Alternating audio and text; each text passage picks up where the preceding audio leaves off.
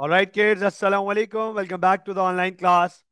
So, in our previous class, we started our new topic, limited company. हमने अपनी पिछली class में limited company accounts start किए।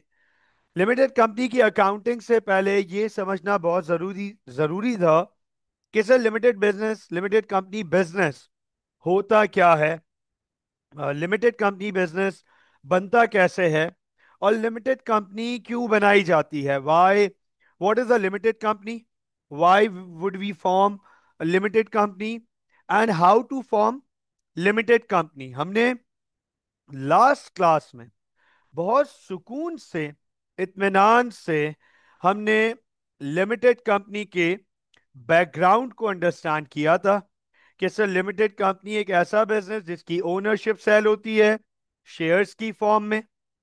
Ownership is sold in form of shares. जो shares खरीदेगा owner कहलाएगा, share holder कहलाएगा। Company इसलिए बनाई जाती है क्योंकि सेपरेट लीगल आइडेंटिटी हो जाती है, लिमिटेड लाइबिलिटी हो जाती है, और कंटिन्यूटी मिल जाती है। बिजनेस बंद नहीं होते आमतौर पे, लिमिटेड कंपनीज बंद नहीं होती in case of death of an owner of a share holder.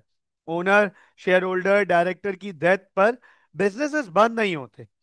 फिर हमने ये पढ़े थे कि सर एस लिमिटेड कंपनी बनने के लिए, लिमिटेड कंपनी फॉर्म करने के लिए, बनाने के लिए बकायदा हमें रजिस्ट्रार ऑफ कंपनीज के पास जाना पड़ता है और दो डॉक्यूमेंट्स फिल करने पड़ते हैं sir, memorandum of association and article of association. इन दोनों पे हमने बहुत डिटेल में बात की थी, हमने बहुत सुकून से, इत्मीनान पे इन पे बात की थी। और हमने ये भी देखा था कि सर दो तरीके की, दो टाइप की लिमिटेड कंपनीज होती हैं। एक प्राइवेट लिमिटेड कंपनी होती है और दूसरी पब्लिक लिमिटेड कंपनी होती है। प्राइवेट लिमिटेड कंपनी जो कि सिर्फ अपने जानने वालों को शेयर्स बेच सकती है। पब्लिक लिमिटेड कंपनी जिसके शेयर्स स्टॉक एक्सचेंज पे लिस्टेड होते हैं और जनरल पब्लिक उसके शेयर्स खरीद सकती है। हमने लास्ट क्लास में यहां तक बहुत डिटेल में पढ़ा था। अब आज काफी चीजें लिमिटेड कंपनी से रिगार्डिंग पढ़नी है। अभी भी बहुत सारे सवाल हैं जो आप लोगों के अनआंसर्ड हैं। आप लोगों के माइंड में अभी भी बहुत सारी चीजें मौजूद हैं लिमिटेड कंपनीज के रिगार्डिंग, कि ये शेयर कैसे आइडेंटिफाई, शेयर की वैल्यू कैसे आइडेंटिफाई होती है, कंपनी की वैल्यू कैसे आइडेंटिफाई होती है, ये कंपनी की वैल्यू सेट कौन करता है। बहुत सारी चीजें, शेयर्स कितने टाइप के हो सकते हैं सर, शेयर को इन्वेस्ट करेगा तो उसके राइट्स क्या होंगे, एंड सो ऑन। हम आज फिर से एक दफा लिमिटेड कंपनी की डिटेल्स को अंडरस्टैंड करेंगे, बैकग्राउंड को अंडरस्टैंड करेंगे, और फिर हम लिमिटेड कंपनी अकाउंट्स की तरफ जाएंगे। तो आज की क्लास जो हमारी स्टार्ट होगी वो शेयर डिटेल्स से स्टार्ट होगी। वेरी इंपॉर्टेंट पार्ट, यहां पर आज मैं आप लोगों को फ्रॉड सिखाऊंगा, फ्रॉड भी सिखाऊंगा, बहुत सारी चीजों में फ्रॉड भी सिखाऊंगा। अच्छा, ये नहीं पता चला कि बोला सर हमारे ने तो हमें फ्रॉड सिखाया है, फ्रॉड सिखाया है। It's not like that. Fraud इसलिए नहीं सिखा रहा कि तुम लोग फ्रॉड करना शुरू कर दो, इसलिए सिखा रहा हूं कि तुम फ्रॉड से बच सको, that you guys would be protected from the fraud. हाँ भाई, तो चले आए जरा अंडरस्टैंड करते हैं। आपके साथ एक छोटा सा फ्रॉड होगा, तब आपको समझ आएगा कि ऑलराइट कंपनीज में फ्रॉड किस तरीके से होते हैं और होते थे एक्चुअली, और क्या सारी चीजें होती हैं। अब आप अंडरस्टैंड कीजिएगा। सर जब हम रजिस्ट्रार के पास जाते हैं, रजिस्ट्रार को कहते हैं कि हमें कंपनी फाइल करनी है, कंपनी बनानी है, तो रजिस्ट्रार कहता है ये रहा मेमोरेंडम ऑफ एसोसिएशन, MOA। ये रहा मेमोरेंडम ऑफ एसोसिएशन, MOA। ये आप साइन कर दो। तो मेमोरेंडम ऑफ एसोसिएशन में रजिस्ट्रार हमसे कहता है शेयर डिटेल्स बताओ, share details, right, share details. अब शेयर डिटेल्स में रजिस्ट्रार हमसे दो चीजें मांग रहा है। हम उसे बताएं कंपनी की वैल्यू, और हम उसे बताएं शेयर प्राइस। मैंने लास्ट टाइम भी आपसे ये बात की थी, ये बता दिया था बहुत क्लियरली कि सर शेयर प्राइस पे कोई डिबेट नहीं है, शेयर प्राइस पे कोई आर्ग्यूमेंट नहीं है। मैं डिसाइड कर रहा हूं मेरी कंपनी का एक शेयर इतने रुपए का है, इट्स फाइन।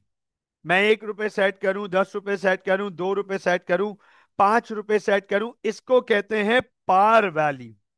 इसको कहते हैं पार वैल्यू। एक एक करके हम चीजों को भी अंडरस्टैंड करते जाएंगे। तो मैं आपके सामने सबसे पहले यहां पर ये भी लिख रहा हूं, गौर से देखिएगा, अंडरस्टैंड कीजिएगा। Different different values of different values slash prices of shares. Sir, shares की अलग अलग वैल्यूज, अलग अलग प्राइसेस हो सकती हैं। इसमें सबसे पहले इसमें हमारे पास देख लीजिएगा आती है पार वैल्यू। सबसे पहले हमारे पास आती है पार वैल्यू। पार वैल्यू क्या होती है ये दिखा रहा हूं आपके सामने लिख के, और इसकी डिस्क्रिप्शन भी अंडरस्टैंड करेंगे। And with the passage of time, फिर जैसे जैसे लिमिटेड कंपनी अकाउंटिंग सामने आएगी। अभी तो हम सिर्फ लिमिटेड कंपनी पढ़ रहे हैं कि लिमिटेड कंपनी क्या होती है। आपको लिमिटेड कंपनी के बारे में नहीं पता। जब हम इसके लिमिटेड कंपनी समझ लेंगे तो फिर इसकी अकाउंटिंग स्टार्ट करेंगे। मुझे पक्का उम्मीद है, पूरा पता है इस बारे में कि लिमिटेड कंपनी अकाउंटिंग के टाइम आपको पावर वैल्यू और क्लियर हो जाएगा। आज सिर्फ इसकी डिस्क्रिप्शन लिख रहा हूं। Power value, it is also called face nominal registered value. इसको फेस वैल्यू भी कहते हैं, इसको नॉमिनल वैल्यू भी कहते हैं, और इसको रजिस्टर्ड वैल्यू भी कहते हैं। अंडरस्टैंड कर लीजिएगा इस बात को। पार वैल्यू को फेस वैल्यू भी कहते हैं, नॉमिनल वैल्यू भी कहते हैं, रजिस्टर्ड वैल्यू भी कहते हैं। It is also called face nominal registered value. It is the value of one share registered with registrar in MOA, memorandum of association में। हम जो रजिस्ट्रार को अपने एक शेयर की वैल्यू बताते हैं उसे पार वैल्यू कहते हैं। ओके, कियान का बड़ा इंपॉर्टेंट सवाल है, बड़ा वैलिड सवाल है। And I know this kind of questions ये एग्जिस्ट करेंगे आप लोगों के माइंड में, इसीलिए मैं बहुत डिटेल में जाता हूं। लिमिटेड कंपनी को लेके कियान का सवाल आया है। सर, अगर आप कह रहे हैं कि रजिस्ट्रार के सामने रजिस्टर की जा रही है वैल्यू, और ये डिसाइड किया जा रहा है कंपनी की तरफ से या शेयर होल्डर की तरफ से या फाउंडर की तरफ से कि हमारा एक शेयर इतने का होगा, तो फिर शेयर प्राइस फ्लक्चुएट क्यों करती है? कियान बेटा, और बाकी सबके लिए भी हो सकता है ये माइंड में सवाल हो, सुन लीजिएगा एवरीवन। जो कियान जिस प्राइस की बात कर रहा है कि वो प्राइस फ्लक्चुएट होती है, उसे कहते हैं मार्केट प्राइस।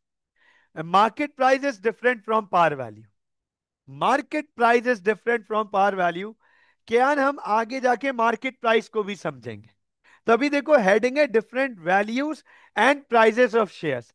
जो आप कह रहे हो वो मार्केट प्राइस है, different from par value. I hope that you have got the answer. अब वो बाद में देखेंगे कि मार्केट प्राइस कैसे फ्लक्चुएट होती है, डिटरमाइन कैसे होती है। Is this right? ठीक हो गया? ठीक हो गया यहां तक? ऑल राइट, चलो। तो अब आप अंडरस्टैंड कीजिएगा। Par value is the value which of one share which have been registered with the registrar in memorandum of association. हमने मेमोरेंडम ऑफ एसोसिएशन में रजिस्ट्रार को बता दिया हमारी कंपनी का एक शेयर इतने रुपए का होगा, ये है पार वैल्यू। फोकस कर लीजिएगा, par value never changes. Par value कभी चेंज नहीं होगी, कभी लाइफ में कभी चेंज नहीं होगी पार वैल्यू। अगर पार वैल्यू चेंज करनी है तो you have to re register the company. तो सर कंपनी को री रजिस्टर करना पड़ता है, which is obviously a very risky task. तो पार वैल्यू कभी चेंज नहीं होगी। आपने जो रजिस्ट्रार के पास अपनी कंपनी के टाइम, अपनी कंपनी फॉर्मेशन के टाइम वैल्यू सेट की थी, वो पार वैल्यू है। और it it is par value. मैं यहां पर आपके सामने एक स्टारिक लिख रहा हूं। It is par value which is used to value companies share capital। तो इस बात को अंडरस्टैंड कीजिएगा कि कंपनी के शेयर कैपिटल को वैल्यू करने के लिए, कि कंपनी का कितना शेयर कैपिटल है, कंपनी के पास कितना शेयर कैपिटल है, उसकी वैल्यू क्या है, उसको वैल्यू करने के लिए हम पार वैल्यू यूज करते हैं। Par value registered with the registrar in memorandum of association. अब मैं वापस आ रहा हूं यहां पर आपके सामने। मेमोरेंडम ऑफ एसोसिएशन में जब हम शेयर डिटेल्स बताते हैं, सुन लीजिएगा, दो चीजें बताते हैं। पहली कंपनी की वैल्यू, दूसरा शेयर प्राइस। फिर बता रहा हूं, इस पर कोई डिबेट आर्ग्यूमेंट नहीं है। शेयर प्राइस पे पार वैल्यू हमारी कॉल है, the call of the founders. अब बात करते हैं जरा कंपनी वैल्यू की। भाई मिसाल के तौर पे, फॉर एग्जाम्पल, आइए आपके साथ एक फ्रॉड करते हैं, थोड़ा सा एंजॉय करते हैं, मजा करते हैं।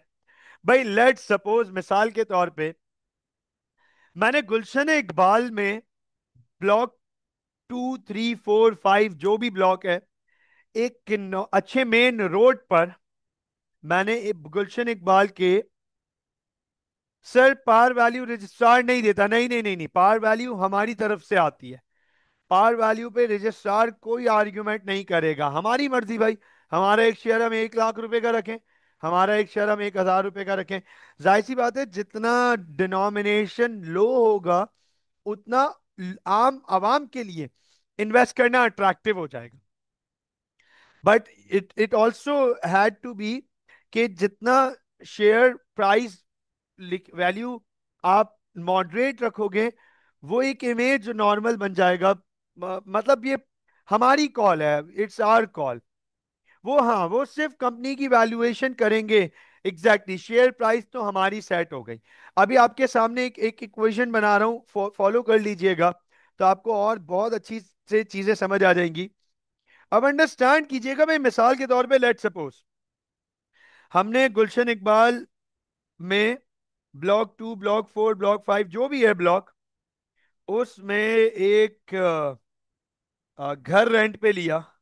ठीक है ना? खबरदार जो किसी ने मेरी ड्राइंग का मजाक उड़ाया, खबरदार जो किसी ने मेरे आर्ट्स एंड क्राफ्ट्स का मजाक उड़ाया, पिटाई हो जाएगी, खबरदार। ये घर बना रहा हूं मैं, ठीक है ना? एक लेट सपोज हमने ये घर जो है वो रेंट पे ले लिया, ठीक है ना?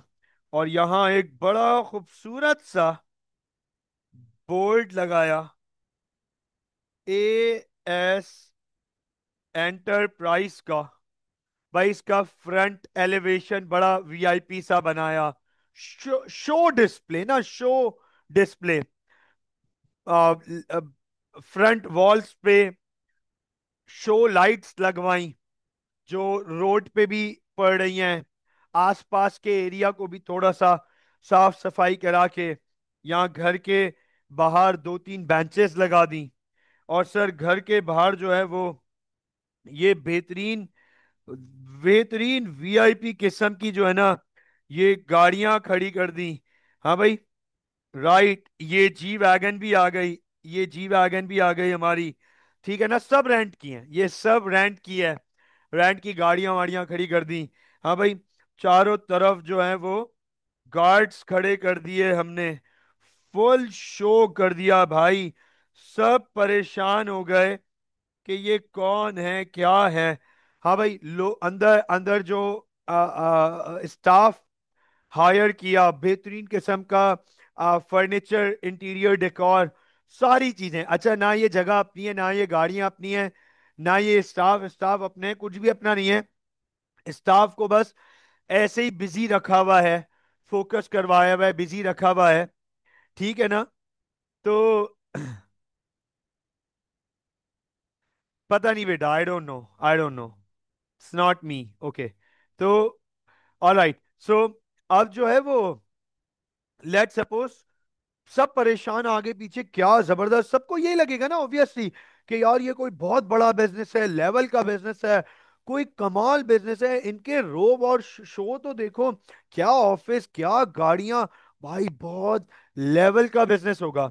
मैं चले गया मिसाल के तौर पे रजिस्ट्रार के पास, अंडरस्टैंड कीजिएगा, मैं चले गया रजिस्ट्रार के पास, और मैंने कहा रजिस्ट्रार साहब, मुझे जो है वो एएस एंटरप्राइजेस रजिस्टर करानी है, और मैं एएस एंटरप्राइजेस को as a limited company register कराना चाहता हूँ।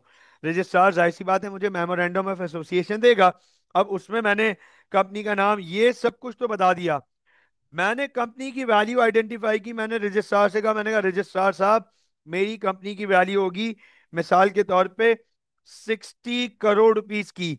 एएस एंटरप्राइज 60 करोड़ का है, और मैंने कहा मैं एक शेयर 1 रुपए का सेट करता हूं, 1 रुपए का। अब सुनिएगा, अंडरस्टैंड कीजिएगा, फोकस कीजिएगा। अब मिसाल के तौर पे रजिस्ट्रार ने मेरी शक्ल देखी, कहा क्या, क्या मासूम शरीफ शक्ल से ही बिल्कुल शरीफ और सच्चा इंसान नजर आ रहा है।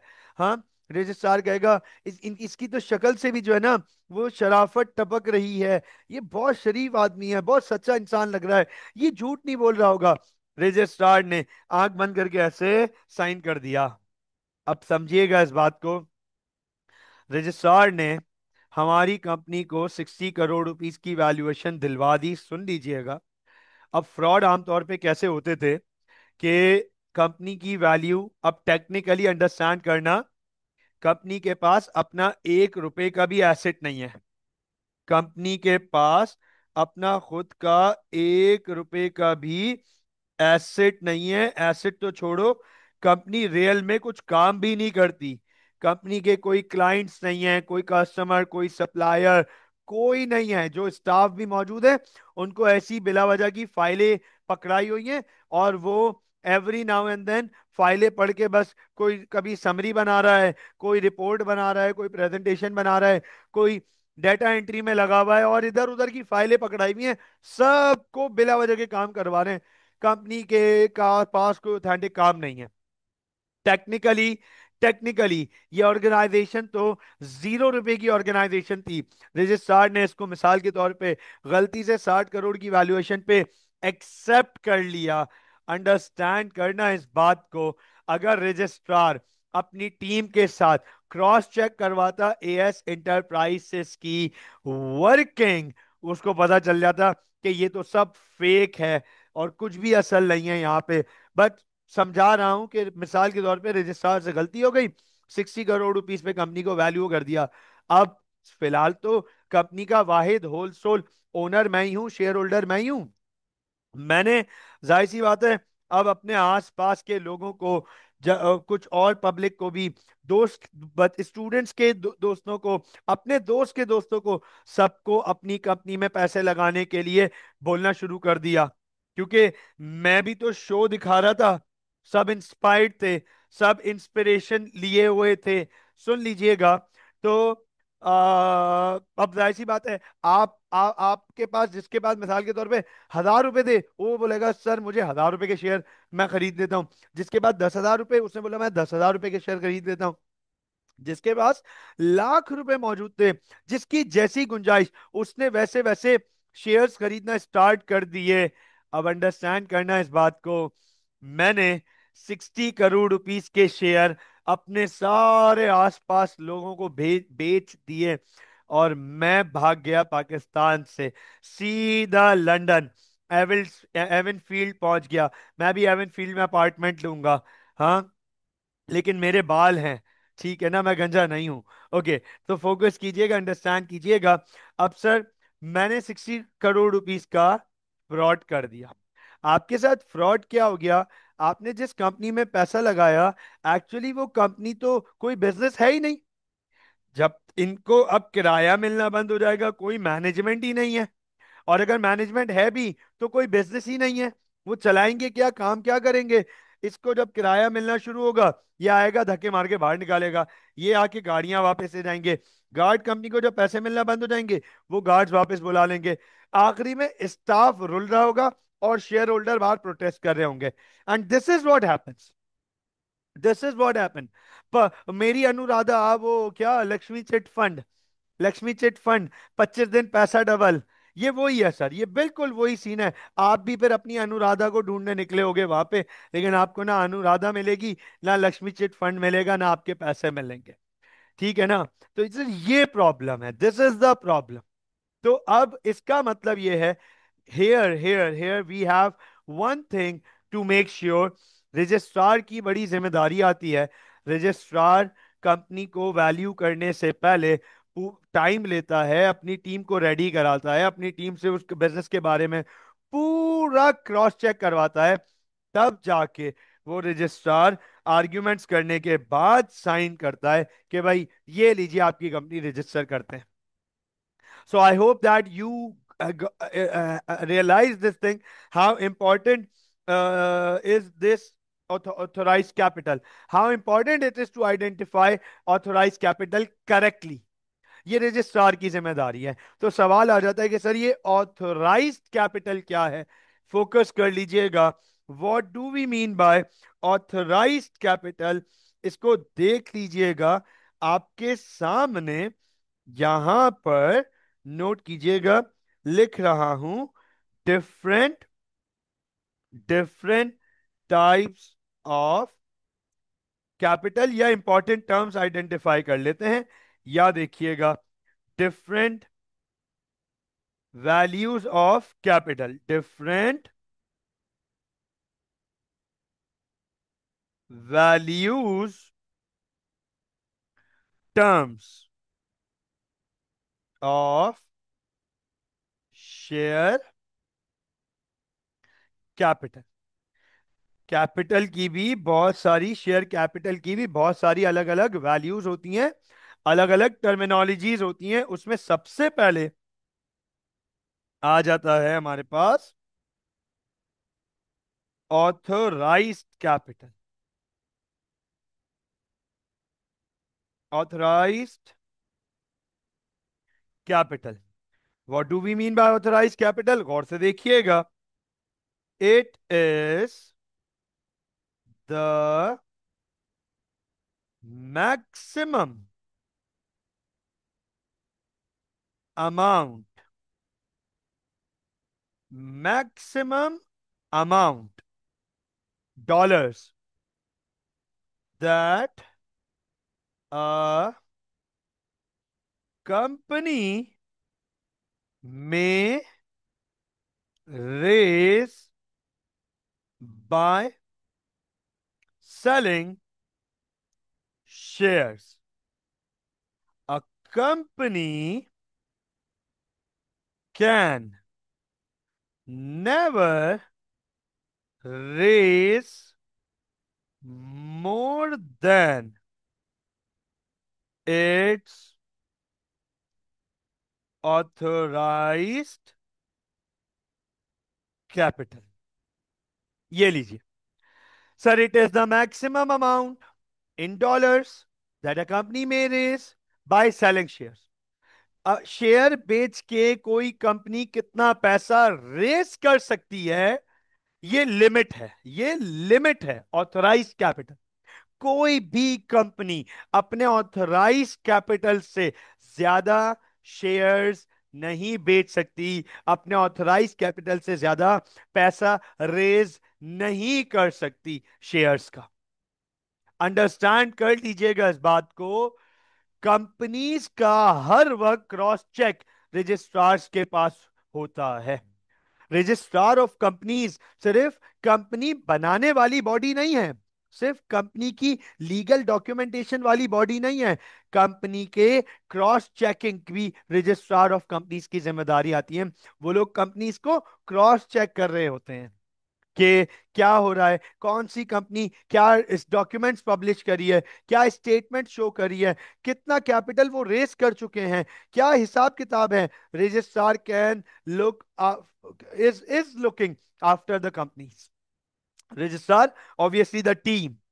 तो ऑथराइज कैपिटल ये मैक्सिमम अमाउंट है, लिमिट है।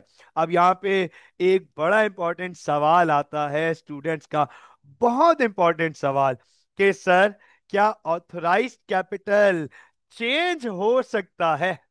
जैसे हमने ये देखा पार वैल्यू चेंज नहीं हो सकती, हमने ये देखा पार वैल्यू नेवर चेंजेस। सवाल आता है स्टूडेंट्स का, सवाल आता है स्टूडेंट्स का, can authorise capital change? Yes sir, yes sir, authorise capital change होता है। कंपनी कंपनी की वैल्यू चेंज होती है। क्यों चेंज होती है, कैसे चेंज होती है, ये भी समझते हैं।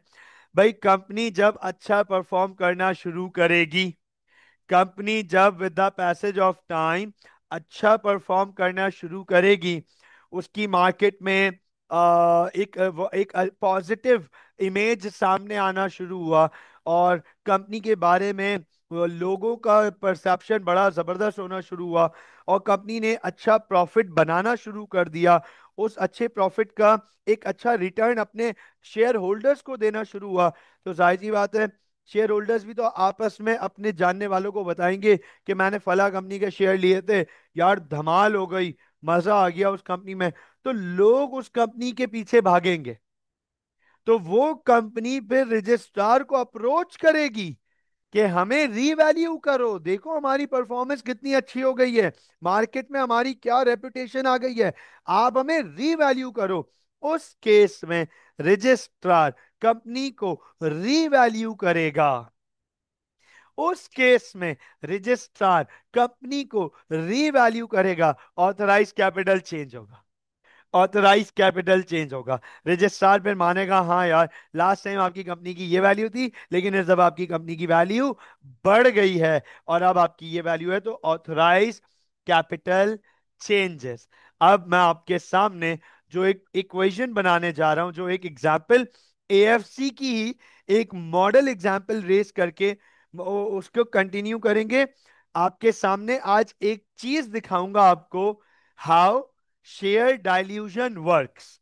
ये बड़ा इंपॉर्टेंट सवाल आता है, हालांकि ये आपके सिलेबस का पार्ट नहीं है, ये डायरेक्ट आपके सिलेबस का पार्ट नहीं है, लेकिन आपको ये पता होना चाहिए how share ownership dilutes, ownership किस तरीके से डाइल्यूट होती है। ये बड़ा इंपॉर्टेंट सवाल होता है हमारे पास। मैं आपके सामने एएफसी की एग्जांपल इनिशिएट करने जा रहा हूं। हमारे पास अब्दुल्ला का सवाल है, सर हम रजिस्ट्रार्स को बताते हैं कि ये वैल्यू होनी चाहिए कंपनी की, देन दे डिसाइड आइदर ये, हाँ हाँ 100%, 100%। देखो, ये जब हम मेमोरेंडम ऑफ एसोसिएशन, अब्दुल्ला, जब हम memorandum of association sign complete कर रहे होते हैं, फिल कर रहे होते हैं, तो हम यहाँ पे बताते हैं कंपनी की वैल्यू। रजिस्ट्रार को हम बताते हैं कि रजिस्ट्रार साहब हमारी कंपनी की वैल्यू है मिसाल के तौर पे 40 करोड़। रजिस्ट्रार कहेगा ठीक है, आप इधर 400 करोड़ भी लिख देते, तब भी मैंने कौन सा इधर साइन कर देना था, आप जाएं, अब आपकी वैल्यूएशन हम करेंगे। तो रजिस्ट्रार अपनी टीम के थ्रू हमारी फिर वैल्यूएशन असेस करेगा। इसमें टाइम लगता है, it takes time, a huge time, long time, ठीक ठाक टाइम लगता है भैया इसमें। चलो बहरहाल, हम हम यहां पर एक बड़ा जबरदस्त केस स्टार्ट करने जा रहे हैं। आई होप आप सब मेरे साथ इस वक्त मौजूद होंगे। मैं आपके सामने एएफसी का पूरा केस आपको समझाऊंगा, और यहां पर हम ऑथराइज कैपिटल को भी अंडरस्टैंड करेंगे, एक और नई चीज पढ़ेंगे, इशूड कैपिटल, उसको भी अंडरस्टैंड करेंगे, पार वैल्यू को भी देखेंगे, और देखेंगे ओनरशिप डाइल्यूट कैसे होती है। चले आपके सामने स्टार्ट करने जा रहा हूं, फोकस कीजिएगा। भाई मिसाल के तौर पे लेट सपोज 2021, ये देख लीजिएगा। 2021 हमने मैंने एएफसी को as a limited company register करवाया। देख लीजिएगा, कोई भी लिमिटेड, प्राइवेट पब्लिक जो भी अंडरस्टैंड कर लो, इस वक्त प्राइवेट लिमिटेड है, पब्लिक लिमिटेड है, इस वक्त फिलहाल ये प्रॉब्लम नहीं है। लेकिन 2021 में जब एएफसी को लिमिटेड कंपनी रजिस्टर करवाया, अब्दुल्ला इस बात को अंडरस्टैंड करना, देखना जरा, मैंने रजिस्ट्रार से कहा कि एएफसी 50 करोड़ का बिजनेस है और मैं एक शेयर 1 रुपये का, 1 रुपए का रखना चाहता हूं। जाहिर सी बात है, रजिस्ट्रार ने इसकी पूरी वैल्यूएशन को क्रॉस चेक किया, एएफसी की सारी ब्रांचेस को विजिट किया, उनके टीमों ने विजिट किया होगा, मार्केट को देखा होगा, हमारे फाइनेंशियल स्टेटमेंट्स को देखा होगा, ऑडिट कराया होगा, और हमारे कस्टमर्स और सप्लायर्स को आइडेंटिफाई किया होगा, देखा होगा, हमारे सप्लायर से पूछा होगा कि भाई कौन कौन सा सप्लायर कितना फ्रीक्वेंटली कितना माल सप्लाई करता है हमें। कस्टमर को देखेंगे, प्रेमिसेस के बारे में आइडेंटिफाई करेंगे, रेंटल्स निकलवा लेंगे, हमारे बैंक स्टेटमेंट्स उनके पास होंगे। तो कंपनी की ठीक ठाक एनालिसिस उनके पास ऑलरेडी मौजूद होगी और वो कर भी रहे होंगे। टाइम लगाएंगे, 2 3 4 महीने ऑब्जर्वेशन होगी एएफसी की। रजिस्ट्रार ने बुला लिया, बोला भाई कुछ भी कर लो, आपकी वैल्यू, लेट सपोज मिसाल के तौर पे रजिस्ट्रार कहता है 40 करोड़ से ज्यादा की नहीं है, 40 crore, this is it. Let suppose मिसाल के तौर पे, अब मेरे पास भी यहाँ पे आ, वो है, ऑप्शन है कि मैं यहाँ पे आर्ग्यूमेंट्स करूं और प्रूफ दूं और चीजें प्रोवाइड करूं कि नहीं भाई आप इस एनालिसिस में ये करो, ये करो, ये देखो, ये चीजें आपने कंसिडर की भी हैं या नहीं की हैं। मैं हो सकता है आर्ग्यूमेंट करूं, या हो सकता है मैं बोलूं ठीक है, एक्सेप्टेड भाई, 40 crore rupees accepted what so ever. भाई मिसाल के तौर पे 40 करोड़ रुपए पे कंपनी हमने स्टैब्लिश कर ली। अब जरा गौर से देखिएगा, 2021 ठीक हो गया, 2021 हमारी कंपनी सेट हुई है with N authorised capital of, note कीजिएगा, 40 CR, 40 करोड़ पे हमारी कंपनी स्टैब्लिश की गई है।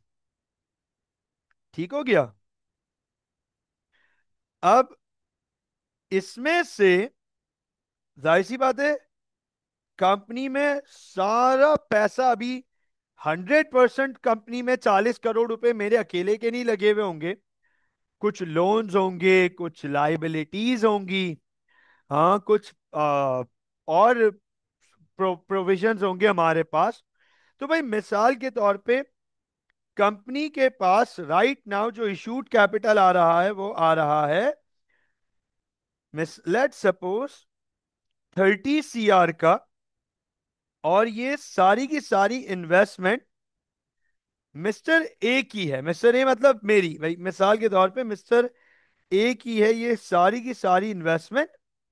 तो ओनरशिप आप चेक करो, ओनरशिप मिस्टर ए की राइट नाउ 100% है। अब यहां पर बड़ा इंपॉर्टेंट सवाल आता है स्टूडेंट्स का, sir what do we mean by issued capital, what do we mean by issued capital. तो आइए आपको जरा इशूड कैपिटल की डेफिनेशन डिस्क्रिप्शन दिखा देता हूं, फोकस कीजिएगा। जैसे अभी थोड़ी देर पहले हमने ऑथराइज कैपिटल पढ़ा था, अब मैं यहां आपके सामने इशूड कैपिटल की डिस्क्रिप्शन लिखने जा रहा हूं। Issued capital, sir issued capital, it is the amount of money,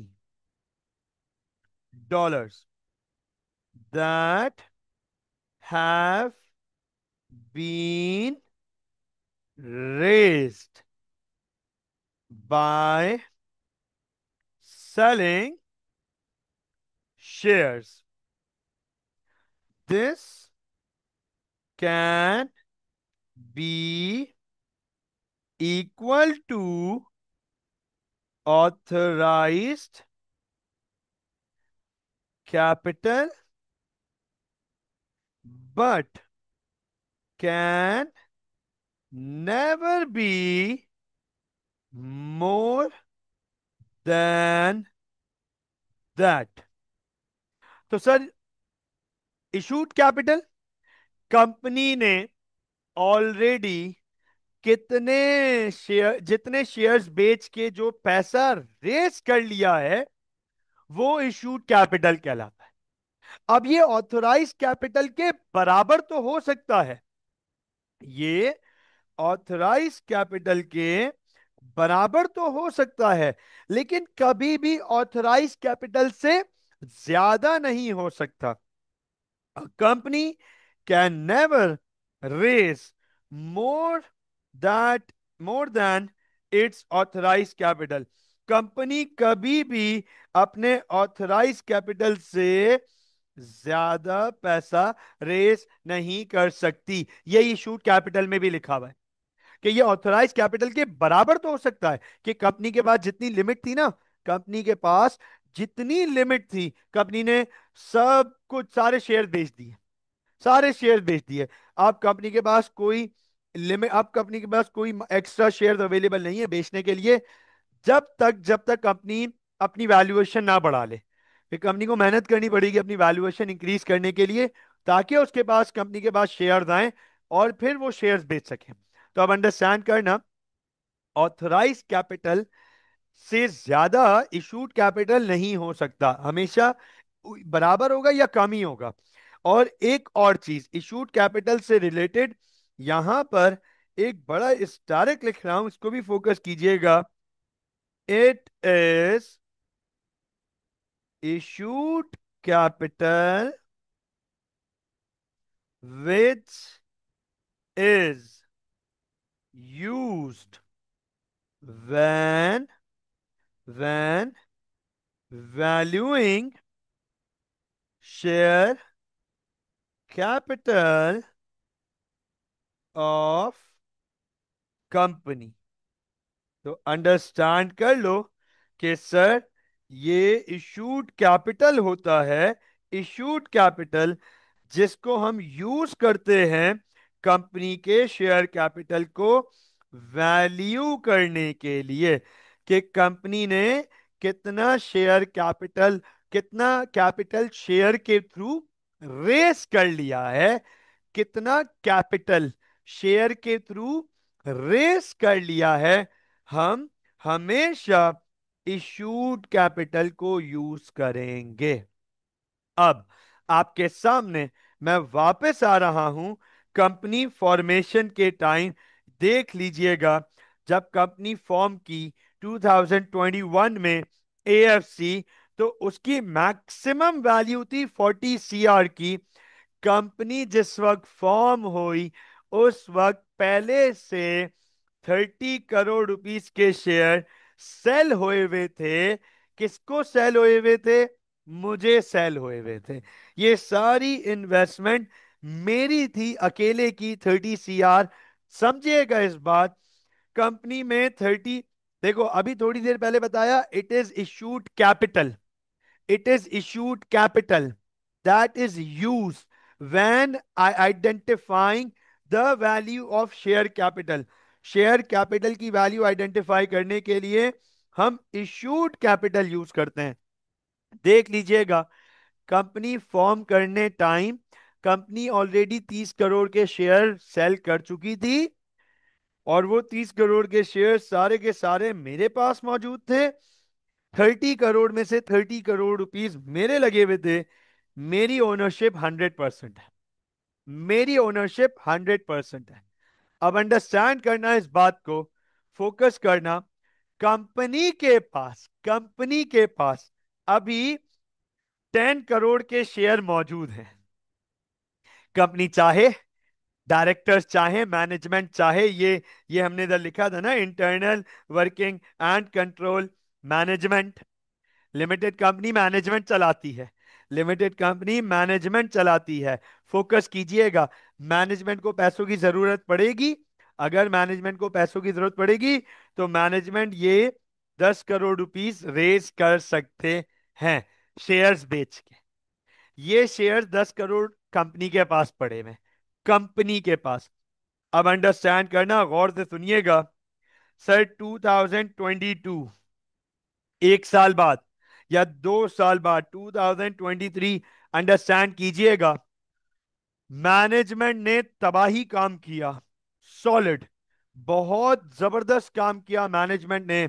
और मैनेजमेंट ने कंपनी को, एएफसी को, और बड़ा एक्सपोनेंशियली ग्रो किया, एक्सटेंसिवली ग्रो किया। अब हमने जब जिस टाइम कंपनी बनाई थी 15 ब्रांचेस थी। अब 2 साल के अंदर अंदर टोटल 35 ब्रांचेस हो गई कराची में, और भी बहुत सारे शहरों में इन्होंने ब्रांचेस ओपन कर दी, एक एक, दो दो, तीन तीन करके और ब्रांचेस ओपन कर दी। सुन लीजिएगा इस बात को। अब जाहिर सी बात है, कंपनी इतनी एक्सटेंसिवली ग्रो की है, कंपनी की सेल्स पता नहीं 3 4 5 एक्स फोल्ड हो चुकी है। तो अब कंपनी की वैल्यू तो वो नहीं रहेगी। क्या कंपनी की वैल्यू वही रहेगी? हमजा, कियान, मूसा, उमर, साइद, शानजे, शायान, उमर, उमान, अब्दुल्ला, जरा ये बताएं, क्या कंपनी की वैल्यू वही रहेगी?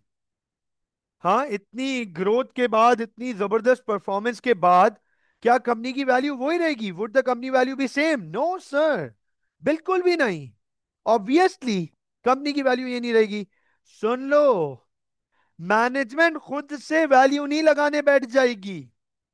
मैनेजमेंट रजिस्ट्रार को ईमेल लिखेगी, लेटर लिखेगी, या मेमोरेंडम ऑफ एसोसिएशन अपडेट करने के लिए भेज देगी। तो रजिस्ट्रार को एक वैल्यू फिर मिलेगी, फिर रजिस्ट्रार की टीम एएफसी को दोबारा क्रॉस चेक करेगी और कहेगी हाँ भाई, आपकी वैल्यू बढ़ गई है, एएफसी की मार्केट वैल्यू काफी बढ़ गई है। गौर से सुनिएगा, रजिस्ट्रार ने कहा हम आपको 60 CR की वैल्यू देते हैं, लेट्स से 60 CR पे फाइनल डिसीजन हुआ। अब समझना इस बात को, कंपनी ने ऑलरेडी कितने शेयर इशू किए हुए थे? 30 CR। वैल्यू हो गई अब कंपनी की 60 CR। तो क्या कंपनी के पास 30 CR के शेयर्स पड़े हुए हैं? क्या कंपनी के अपने हाथ में अब 30 CR के शेयर्स पड़े हुए हैं? कंपनी ये शेयर्स मार्केट में बेच सकती है पैसा रेस करने के लिए, और कंपनी ने कुछ ऐसा ही किया। कंपनी ने अनाउंस किया, कंपनी ने अनाउंस किया कि हम 20 CR के शेयर्स बेचने जा रहे हैं, 20 CR के शेयर्स बेचने जा रहे हैं। गौर से सुनिएगा, कंपनी ने 30 CR पहले से इशू किए हुए थे, 20 CR और बेच रहे हैं। इशूड कैपिटल हो गया 50 CR का। अब कंपनी ने जो एक्स्ट्रा 20 CR के शेयर्स बेचे, भाई मिसाल के तौर पे मैंने उसमें से कुछ भी नहीं खरीदा। मैंने एक्स्ट्रा शेयर्स कंपनी जो बेच रही थी, ऑफर करी थी, मैंने उसमें से कुछ भी नहीं खरीदा। मेरी इन्वेस्टमेंट आज भी 30 CR शेयर्स की है। गौर से देख लीजिएगा, लेकिन मैं अब कंपनी का 60% का मालिक रह गया। 50 CR में से मेरे पास 30 CR शेयर्स हैं। फोकस कीजिएगा भाई, मैं तो सिर्फ 60% कंपनी का मालिक रह गया। हालांकि मजे की बात, मेरी इन्वेस्टमेंट कम नहीं हुई है, मेरी इन्वेस्टमेंट तो आज भी उतनी ही है, लेकिन मेरी ओनरशिप डाइल्यूट हो गई। क्यों डाइल्यूट हो गई? क्योंकि सर कंपनी की वैल्यू बढ़ गई, मेरी वैल्यू नहीं बढ़ी। मेरी ओनरशिप अभी भी उतनी है पहले जितनी, लेकिन कंपनी की वैल्यू बढ़ गई है। और ओरिजिनली तो कंपनी की वैल्यू बहुत बड़ी है, लेकिन हम इशूड कैपिटल यूज करते हैं हमेशा, हम इशूड कैपिटल यूज करते हैं। अब आप देखो, मैं 100% मालिक से 60% का मालिक रह गया, इसका मतलब कंपनी में और लोग आ गए, 40% के मालिक बन गए। ऐसे ओनरशिप डाइल्यूट होती है। हाँ हाँ, अपनी कंपनी के, जाहिर सी बात है। कियान पूछ रहे हैं अपनी कंपनी के शेयर्स खरीद सकते हैं। बिल्कुल यार, किसने रोका है? अपनी कंपनी के शेयर्स खरीद सकते हैं। मार्क जकरबर्ग मेटा के शेयर्स खरीदे, कोई हर्ज नहीं है। एलॉन मस्क टेस्ला के शेयर्स खरीदे, कोई हर्ज नहीं है। कोई हर्ज नहीं है। बिल गेट्स माइक्रोसॉफ्ट के शेयर्स खरीदे, कोई नहीं रोक रहा। कोई भी नहीं रोक रहा, नो वन स्टॉपिंग यू। हाँ, पब्लिक लिमिटेड कंपनी का डायरेक्टर शेयर्स नहीं खरीद सकता। मैं रिपीट कर दूं, पब्लिक लिमिटेड कंपनी का डायरेक्टर शेयर नहीं खरीद सकता। पब्लिक लिमिटेड कंपनी में ये लॉ मौजूद है, कानून मौजूद है, director can not be a share holder, share holder can not be a director. Public limited company में, पब्लिक लिमिटेड कंपनी में director can not be a share holder, share holder can not be a director. अब आगे चलते हैं। अब्दुल्ला, ये चीज बेटा आप लोग आपको ऑलरेडी क्लास में भी पढ़ा चुका हूं। और हाँ क्या, अभी अभी एक आगे और देख लो डाइल्यूशन, अभी आगे और डाइल्यूशन देख लो। ये चीज आपने मुझसे क्लास में ही दो तीन दफा पूछी थी, और उस वक्त भी प्रॉपरली एक्सप्लेन कर दी थी ये सारी चीजें। फिर आपने बोला जी जी सर, वो एकदम से रिकॉल हो गया, रिकॉल हो गया। अभी भी हो जाएगा इंशाल्लाह। मैंने ये आई पब्लिक लिमिटेड में तो नहीं खरीद सकता, अच्छा। हाँ, पब्लिक लिमिटेड कंपनी में डायरेक्टर शेयर नहीं खरीद सकते। प्राइवेट लिमिटेड कंपनी में होता है, क्योंकि प्राइवेट लिमिटेड कंपनी घर घर में ही होती है, वहां पे ये प्रॉब्लम्स मौजूद नहीं है। लेकिन पब्लिक लिमिटेड कंपनी में share holder can not be a director, director can not be a share holder. तो भाई मैं अपनी कंपनी में डायरेक्टर नहीं हूं, मैं एएफसी में डायरेक्टर नहीं हूं, मैं डायरेक्टर पोजीशन नहीं ले रहा। मैं सिर्फ शेयर होल्डर हूं अपनी कंपनी में, एएफसी में। मैंने मैनेजमेंट अपॉइंट की है भाई, मैनेजमेंट। शायद मैं सीईओ हूं, लेकिन सीईओ के पास पावर नहीं होती। सीईओ सिर्फ एक सुपरवाइजर के तौर पे हैसियत पर होता है। उसके बाद मेजर डिसीजन मेकिंग पावर नहीं होती। Decision making lies with the board, board of directors. BODs के पास होती है डिसीजन मेकिंग कंपनी की। अब आप अंडरस्टैंड कीजिएगा, मेरी इन्वेस्टमेंट आज भी 30 सीआर की है, और कंपनी इशू कर चुकी है 50 सीआर के शेयर्स। उसके पास अभी भी 10 सीआर की गुंजाइश मौजूद है। 2026, 2026 कंपनी की वैल्यू बढ़ के 100 सीआर की हो गई है। गौर से देखिएगा, उसमें से कंपनी 85 सीआर के शेयर्स इशू कर चुकी है। 85 सीआर के शेयर्स, या इसको मैं 80 सीआर कर देता हूं, 80 सीआर के शेयर्स इशू कर चुकी है। मैंने इस दौरान, इन 3 सालों के दौरान अपनी कंपनी के 10 सीआर शेयर्स और खरीदे हैं। अब आप देखो, आउट ऑफ 80 सीआर मेरे पास सिर्फ 40 सीआर के शेयर्स हैं। मैं अपनी कंपनी में 50% का ओनर रह गया। आप देखो मेरी ओनरशिप डाइल्यूट होती जा रही है। This is how share dilution happens. आपको पता है, when Facebook was formed, Mark Zuckerberg was 50% owner. When Facebook was formed, Mark Zuckerberg was 50% owner, 50% का ओनर था। आज it has come down to 1.38%। वो आज अपनी कंपनी में सिर्फ 1.38% कंपनी का मालिक है, सिर्फ 1.38% का मालिक। क्यों? क्योंकि सर, फेसबुक या मेटा बहुत तेजी से ग्रो किया है, उतनी तेजी से मार्क जकरबर्ग ने शेयर्स नहीं खरीदे अपनी कंपनी में। तो उसकी ओनरशिप डाइल्यूट होती चली गई, और लोग पैसा लगाते चले गए मेटा में। तो सर, इसी तरीके से एक टाइम था जब कंपनी में 30 करोड़ रुपए लगे हुए थे, और वो सारे मेरे लगे हुए थे। लेकिन उसके बाद आज कंपनी में 80 करोड़ रुपए लगे हुए, 80 करोड़। उसमें मेरे सिर्फ 40 करोड़ रुपीज हैं। मैं अपनी कंपनी में सिर्फ 50% का मालिक हूं। अब ये होता है share dilution. Now a very important part, very very important part, बहुत इंपॉर्टेंट चीज।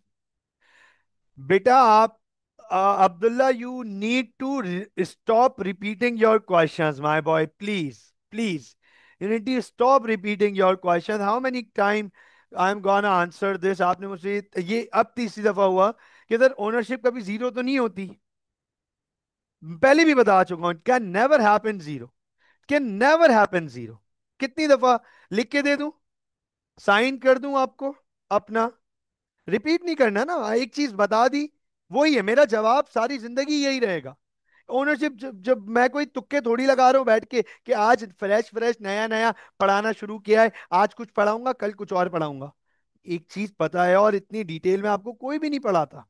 No one. किसी से बड़ा आसपास जरा पूछ लेना कि लिमिटेड कंपनी ऐसे पढ़ी है कभी किसी ने? लिमिटेड कंपनी में डायरेक्ट स्टार्ट होता है, ये शेयर कैपिटल है, ये ऑर्डिनरी शेयर, प्रेफरेंस शेयर, ये इक्विटी, बस डायरेक्ट होता है। फोकस करो, बहुत काम की चीजें हैं। डिस्ट्रैक्शन होती है, इससे बहुत ज्यादा डिस्टरबेंस होती है। ओके, तो अब आप इधर इधर इधर एक और बड़ा इंपॉर्टेंट सवाल आता है, अब बहुत इंपॉर्टेंट सवाल आता है कि सर आपको तो फिर कंपनी बनाकर नुकसान हो गया, कंपनी ग्रो कर रही है, आप तो ग्रो नहीं कर रहे। अच्छा, is this right? As it appears to be right now, as it appears to be right now, Hamza, Kiyan, Umar, Saeed, Shanzay, Shayan, Umar, Uman, Abdullah, बच्चों जरा मुझे ये बताएं, as it appears to be right now is the question valid? कि सर आपको तो कंपनी बना के नुकसान हो गया, कंपनी ग्रो कर रही है, आप तो ग्रो ही नहीं कर रहे, कंपनी 30 से 80 पे पहुंच गई, 40 से 100 पे पहुंच गई, आप सिर्फ 30 से 40 पे पहुंचे हो। सुन लीजिएगा, अंडरस्टैंड कीजिएगा, यहां पर अब आती है एक बड़ी इंपॉर्टेंट चीज जिसको हम कहते हैं market value, market price, market value. अच्छा, कियान ने पार्शल जवाब दिया। कियान कह रहा है if the company grows you will be getting more dividends. Kiyan, ये पार्शल जवाब है, 100%, 50% राइट, 50% राइट। अंडरस्टैंड कीजिएगा, ओनरशिप तो कम हुई, 100% ओनरशिप कम हुई शान से, लेकिन अब इसको अंडरस्टैंड करते हैं, फोकस कीजिएगा, अंडरस्टैंड कीजिएगा। रिटर्न्स को एक तरफ करते हैं, डिविडेंड्स को एक तरफ करते हैं, जो असल चीज है, सबसे काम की चीज, वो बताता हूं, वो देख लो जरा। जब 2021 में कंपनी फॉर्म हुई तो मेरे 30 CR लगे हुए थे कंपनी में, मेरे 30 CR लगे हुए थे कंपनी में, ठीक है। और जब 2026 तक पहुंचे, इस दौरान मैंने 10 CR के शेयर्स और खरीदे। लेट सपोज 10 CR शेयर्स खरीदे मैंने 15 CR लगाकर, मिसाल के तौर पे। जाहिर सी बात है कंपनी की वैल्यू तो अब चेंज हो चुकी होगी शेयर प्राइस की। मैंने टोटल 45 CR लगाए कंपनी में, गौर से देखना। लेकिन आज कंपनी एएफसी, आज एएफसी की ऐसी धमाल है मार्केट में, ऐसा कमाल है मार्केट में, इतनी इतनी इतनी डिमांड है कंपनी की, हमारी एएफसी की मार्केट में, कि अगर मैं आज ये शेयर्स बेचने चले जाऊं तो मुझे 135 CR मिल जाएंगे, मिसाल के तौर पे। तो आप जरा देख लो, मेरी इन्वेस्टमेंट 3x हो गई, मेरी इन्वेस्टमेंट 3x हो गई मेरी अपनी कंपनी में। ये होता है रियल ग्रोथ, इसको रियल ग्रोथ कहते हैं, इसको रियल ग्रोथ कहते हैं। कि मिसाल के तौर पे जिन्होंने आज से 12 10 12 साल पहले एंग्रो का शेयर्स खरीदा था, फौजी फर्टिलाइजर्स का शेयर खरीदा था, ठीक है ना, तो सर उनकी उनकी इन्वेस्टमेंट 4 5 6x हो गई। ये रियल ग्रोथ है। और डिविडेंड तो मिलेंगे ही मिलेंगे, डिविडेंड्स अलग मिलेंगे। और इस साल तो पाकिस्तान की कुछ कंपनीज ने एबनॉर्मल इंसेन डिविडेंड्स अनाउंस कर दिए, 300%, 200%। मतलब शेयर की प्राइस से ज्यादा के डिविडेंड ऑफर किए हुए हैं। एब्सोल्यूट इंसेन डिविडेंड्स इस साल अनाउंस हुए पाकिस्तान की बहुत सारी कंपनीज की तरफ से। वो अलग मिल रहे हैं आपको। 45 करोड़ की इन्वेस्टमेंट पे 20 करोड़ रुपए के डिविडेंड्स मिल गए आपको, मिसाल के तौर पे। वो इंसेन इंसेन रिटर्न हो गया ना। तो लोग तो कूदेंगे ना। इससे डिटरमाइन होती है आपकी मार्केट वैल्यू। ये लो, आपके सामने लिख रहा हूं। इससे डिटरमाइंड होती है आपके शेयर की मार्केट वैल्यू। ये मैं आपके पास थर्ड लिखूंगा, थर्ड, क्योंकि बीच में एक और वैल्यू आएगी हमारे पास। ये यहां पे मैं लिखूंगा, थर्ड लिखूंगा, मार्केट प्राइस या फिर मार्केट वैल्यू।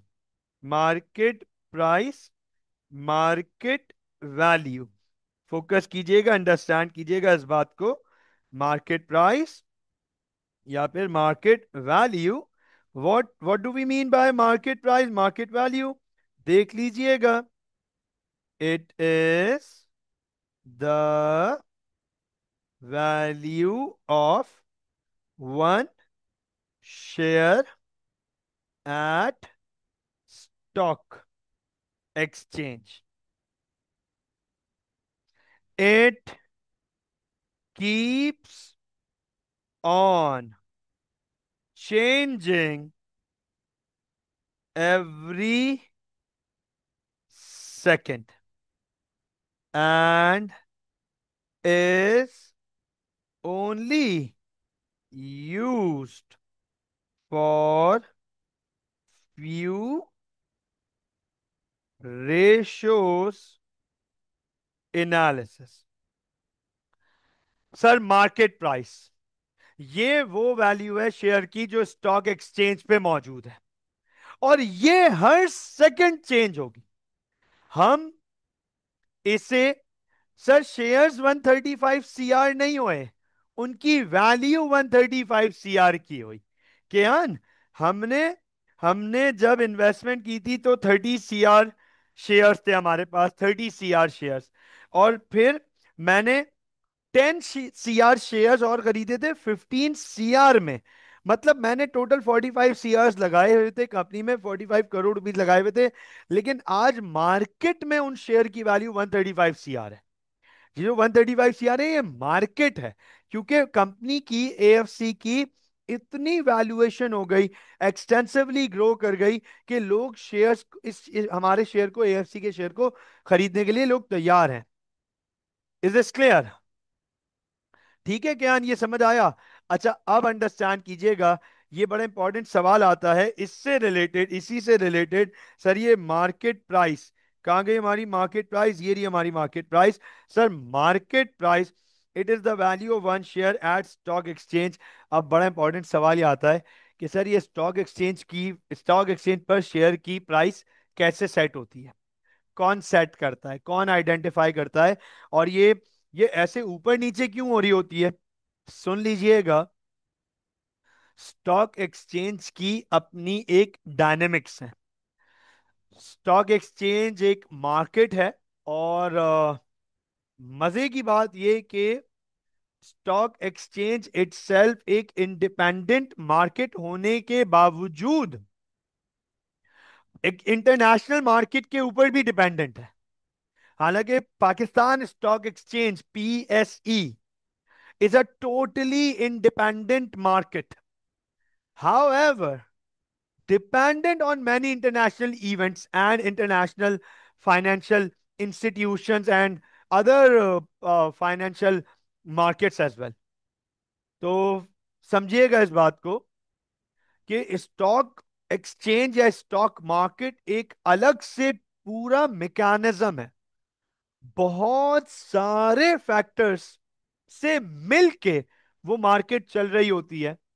अगर मैं आपको सिंपल स्टूडेंट लेवल पे दो चीजें समझा दूं कि सर एक कंपनी की इंटरनल परफॉर्मेंस से कंपनी की अपनी खुद की वजह से शेयर की वैल्यू डिटरमाइन होती है स्टॉक मार्केट में, और एक एक्सटर्नल फैक्टर से डिटरमाइन होती है। अब पहले बात कर लेते हैं इंटरनल की, पहले बात कर लेते हैं इंटरनल की। मुझे एक बात बताओ, जब हमने ये एएफसी रजिस्टर कराई 2021 में, हमने कंपनी के शेयर की प्राइस क्या सेट की थी? देख के बताओ जल्दी से। हमजा, कियान, उमर, साइद, शानजे, शायान, उमर, उमान, अब्दुल्ला। जब हमने 2021 में कंपनी सेट की, तो एक शेयर की प्राइस क्या सेट की थी? एक शेयर की प्राइस क्या सेट की थी? 1 रुपए सेट की थी। राइट, 1 रुपए सेट की थी। अब आप मुझे ये बताएं, कंपनी ने एब्सोल्यूट इंसेन परफॉर्मेंस दिखाई, और आने वाले 5 सालों में, अगले 5 सालों में कंपनी बहुत रैपिड ग्रो की है। एब्सोल्युटली इंसेन ग्रोथ एक्सपीरियंस किया कंपनी ने। मुझे बताओ, क्या कंपनी की शेयर प्राइस चेंज होगी? क्या कंपनी की शेयर प्राइस चेंज होगी? क्या कंपनी की शेयर वैल्यू चेंज होगी? क्या कंपनी की share, absolute insane growth company ने एक्सपीरियंस की है। बहुत अलार्मिंगली कंपनी ने रैपिड टेक ओवर्स किए हैं, और पूरे पाकिस्तान में अब अपनी ब्रांचेस स्प्रेड कर दी हैं। क्या कंपनी की शेयर प्राइस चेंज होगी? सुन लीजिएगा, पार वैल्यू चेंज नहीं होगी, मार्केट वैल्यू चेंज होगी।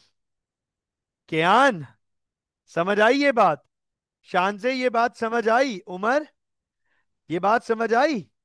पार वैल्यू चेंज नहीं होगी, पार वैल्यू चेंज नहीं होगी, मार्केट वैल्यू चेंज होगी। मार्केट वैल्यू क्यों चेंज होगी? क्योंकि जाहिर सी बात है, जब लोगों को पता चलेगा कि यार AFC is the next big thing in the fast food industry in Pakistan, और इतना अच्छा रिटर्न दे रही है, और क्या कमाल वैल्यूएशन आ रही है, लोग फौरन कूदेंगे शेयर्स खरीदने के लिए। एक आवाम आएगी शेयर्स खरीदने के लिए। मुझे बताओ, क्या एएफसी के शेयर्स की डिमांड बढ़ जाएगी? क्या एएफसी के शेयर्स की डिमांड बढ़ जाएगी? स्टॉक मार्केट में रश लगा हुआ होगा एएफसी के शेयर्स खरीदने के लिए। तो भाई, जब डिमांड बढ़ती है, हमें पता है प्राइस बढ़ती है, प्राइस। तो मार्केट प्राइस चेंज हो जाएगी, मार्केट वैल्यू चेंज हो जाएगी। तो इस तरह से मेरी वेल्थ बढ़ती चली जाएगी। मेरे 45 करोड़ रुपीस के शेयर मार्केट में 135 करोड़ रुपीस के हो गए। ये बात है ओरिजिनली। तो स्टॉक मार्केट में एक तो आपकी इंटरनल वर्किंग की वजह से आपकी शेयर की प्राइस डिटरमिन होती है। मतलब एएफसी कितना अच्छा कर रही है, एएफसी कितना जबरदस्त काम कर रही है, एएफसी के बारे में इन्वेस्टर्स का क्या ओपिनियन है, पॉजिटिव है, अट्रैक्शन है, तो उसकी वैल्यू ऊपर जाएगी। लेकिन स्टॉक मार्केट में, स्टॉक मार्केट में कंपनी की वैल्यू एक्सटर्नल फैक्टर से भी अफेक्ट होती। एक्सटर्नल फैक्टर्स, गोल्ड की मार्केट क्या चल रही है, गोल्ड, गोल्ड बोलो या कमोडिटीज बोल दो। कमोडिटीज, कमोडिटीज में सब आ गया, गोल्ड, सिल्वर, प्लैटिनम, पैलेडियम, सब कुछ आ गया, एल्युमिनियम, स्टील, सब कुछ आ गया। कमोडिटी मार्केट्स कैसी चल रही हैं? क्रिप्टो मार्केट कैसी चल रही है? हाँ, और फॉरेन एक्सचेंज करेंसी मार्केट कैसी चल रही है? हाँ, फाइनेंशियल मार्केट में बॉन्ड्स मार्केट और डिबेंचर मार्केट कैसी चल रही हैं? उनसे भी शेयर मार्केट इफेक्ट होती है। अगर मिसाल के तौर पे ऑल ऑफ अ सडन लोग कमोडिटी मार्केट में जंप जंप लगा दें, गोल्ड और सिल्वर और मेटल, कॉपर, एल्युमिनियम, स्टील पे पैसा लगाना शुरू कर दें, तो सर उधर इन्वेस्टमेंट बढ़ना शुरू होगी, तो स्टॉक मार्केट से इन्वेस्टमेंट कम होना शुरू हो जाएगी। तो स्टॉक मार्केट में इन्वेस्टमेंट कम होना शुरू हो गई, तो एएफसी की भी शेयर की प्राइस नीचे जाएगी। अब एएफसी बाजाहिर तो बहुत अच्छा काम कर रहा है, लेकिन उसकी वैल्यू मार्केट में क्यों गिर रही है, क्यों उसके शेयर की वैल्यू कर रही है? क्योंकि वो एक्सटर्नल फैक्टर्स, और भी फैक्टर्स हैं, उसमें इकोनॉमिकल फैक्टर्स भी आ जाते हैं।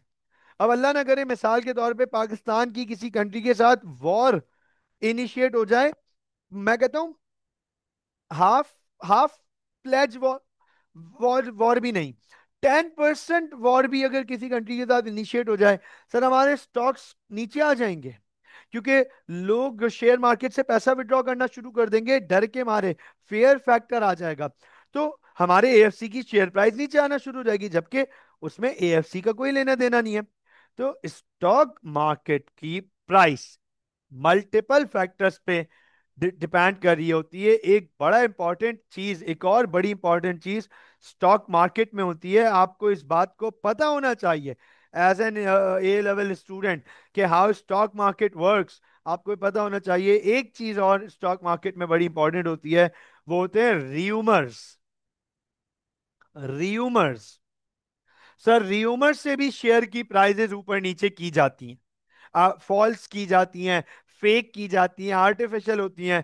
कि इनसाइडर ट्रेडिंग र्यूमर से नहीं आती बेसिकली, र्यूमर कोई भी क्रिएट करा सकता है। Insider trading is different, insider trading is very different, वो तो ब्रोकरेज इन्वॉल्व होते हैं बाकायदा। Rumours is a very different thing. कि भाई मिसाल के तौर पे आज आज आज लोगों ने मिलके, आज है ना, एक एक एक ग्रुप ने मिलके मिसाल के तौर पे अनाउंस कर दिया, रात के 11 बजे अनाउंसमेंट शुरू हो गई। सुन लीजिएगा, तमाम सोशल मीडिया पे एक ही सेट ऑफ न्यूज फेंकी गई एक ग्रुप की तरफ से, कि मिसाल के तौर पे एग्जाम्पल, कि Toyota Indus motors has decided to shut down their operations in Pakistan. Understand करना इसको, ये न्यूज फ्लोट होते ही कैसे लीगल होगा यार, ऑब्वियसली पूछ रहा है कैसा मासूम है, कह रहा है लीगल है। नहीं भाई, बिल्कुल लीगल नहीं है यार, इलीगल है, अनएथिकल है, दैट इज एब्सोल्युटली। अच्छा, प्रॉब्लम ये है ना, प्रॉब्लम कि with social media it's very hard to determine what is correct और what is not, what is right or what is wrong.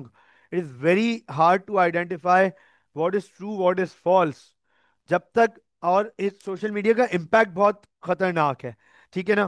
फिर हम पाकिस्तान जैसे मुल्क में, यहाँ कानून हो के भी कानून नहीं है, तो एक ही अलग ही चीज है। और कितनी दफा तो ये भी नहीं पता चलता ना। अब हमारे यहाँ पॉलिटिक्स भी ऐसी गंदी है, अजीब सी पॉलिटिक्स है, कि कभी कभार खुद ये काम कंपनीज भी करा देती हैं अपने अपने लिए, कि यार एक काम करो, हमारे हमारी वैल्यूज गिरा दो, शेयर की वैल्यू गिराओ, ताकि हम, कंपनी है ना, थोड़े से लोअर शेयर्स उठाएं मार्केट से। ये बहुत गंदा काम है।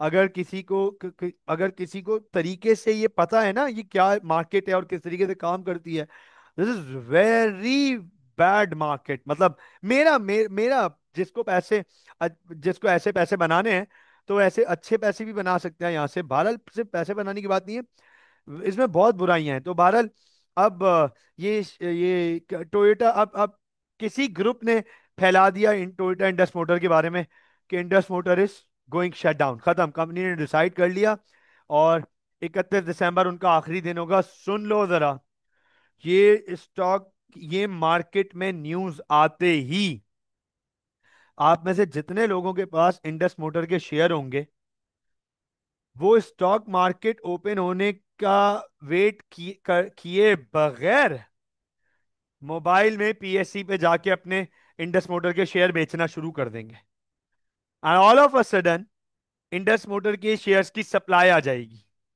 All of a sudden. Supply आने से, क्योंकि और अच्छा डिमांड होगी नहीं, क्योंकि लोग डर जाएंगे, बोलेंगे हमें इंडस मोटर का शेयर नहीं खरीदना, पैनिक मोड आ जाएगा, seller will start selling, buyer will not be buying.